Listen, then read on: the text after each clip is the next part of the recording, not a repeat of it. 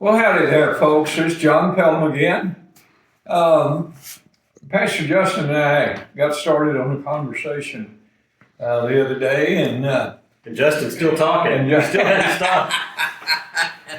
we finally ran out of tape, and so we thought we'd take another shot at it. And I'm glad to have Justin with me this morning. Justin, we're like many churches around the country, around different denominations. October is Commitment/Stewardship Month. And you've said a number of times that this is your favorite time of the year. And I would like for you to just maybe go into that a little bit and tell us what you like about it. Yeah. I mean, Easter's up there too. Well, yeah, like Christmas, but yeah. No, really, it is a meaningful time, and I, that could sound like a cliche. Yeah. I don't think a lot of preachers probably like stewardship season the most, but to me, it's a natural outflowing, of who we are. Jim Oglesby, who was a retired pastor, is a member here for he is a retired pastor. He was a member here for many years and taught Sunday school, and he liked to say, I think it was the pear tree. He said, the pear tree in my yard doesn't give me pears because it's trying to win my approval. Yeah. It gives me pears because that's who it is. Pear trees it's do. what it was born to do, And I think the same is true for us when it comes to giving, right? Well, I think,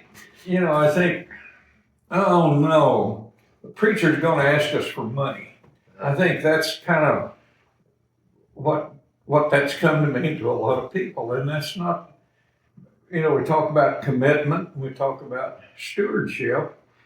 I don't know that I know the difference between commitment and stewardship, but I think I've got an idea. Yeah. Do you see a difference between those two words, or are they interchangeable? Or I think they're tied together. Yeah. I think there's a lot of overlap between the two. We talk about Luke chapter 6, that beautiful verse. Give and it will be given to you. A good measure, pressed down, shaken up, stirred, pouring over.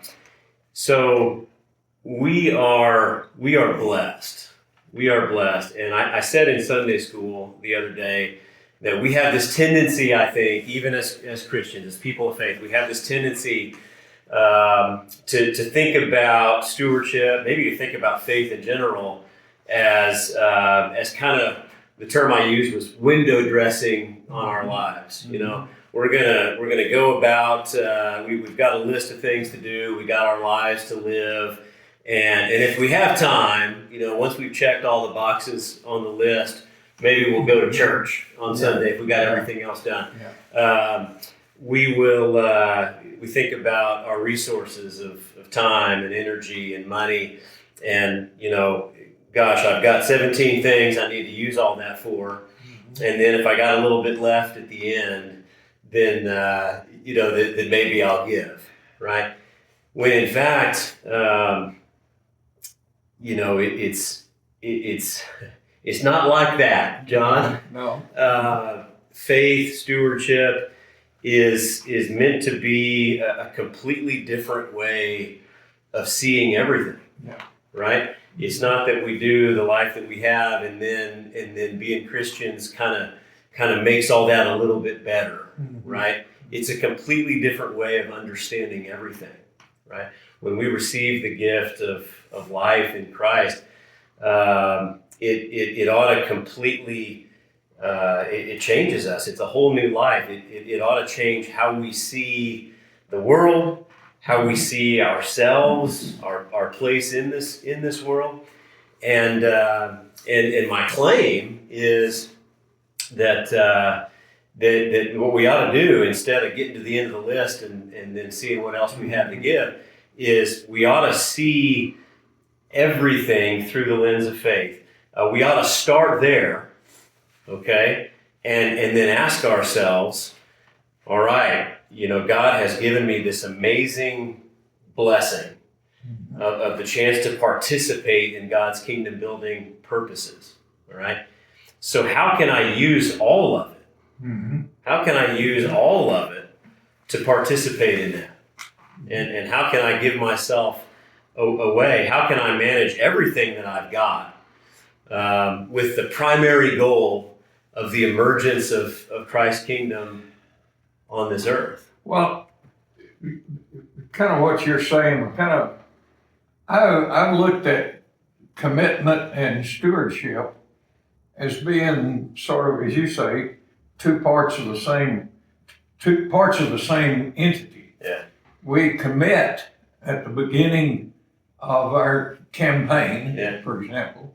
We commit to sharing so much of our talent and time and money, and then during the year, during the next time, we steward, we manage our time and energy and money to meet that commitment Yeah. to the extent possible. Every day, And right? Every day. Every day. And, That's it. That's so I kind of see commitment and stewardship as kind of being the upfront commitment and the back end part of the management, the stewarding it. Yeah. of our resources. Yeah. Time, energy, money, whatever. We make that commitment as an expression of our gratitude, recognizing how blessed we are, and then every day is an opportunity to live that. Well,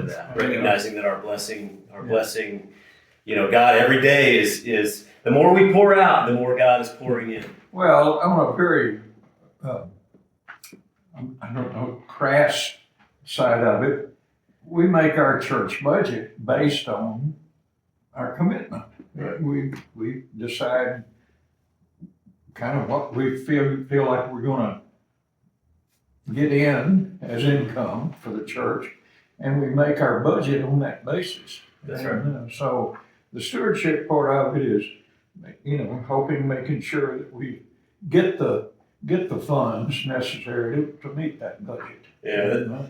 The truth is, so I feel so incredibly blessed. We've talked lately about how the Spirit is moving here and doing powerful things.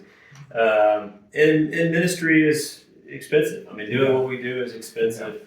But I really believe that if every one of us, from a place of gratitude, prayerfully considers how God is calling us to pour ourselves out, and then continues to prayerfully walk that journey every day, God's going to make it work. Well, I believe it will, and I thank you so much for joining me these last two times, and it kind of helps me think that some of these little things that we're doing in these videos are having some benefit. People like what you're doing, John. Well, This is good stuff. I enjoy it. I hope somebody I does. hope you're having fun. Appreciate everybody joining us today, and I look forward to seeing you next time. God bless you. Thanks a lot. Bye-bye.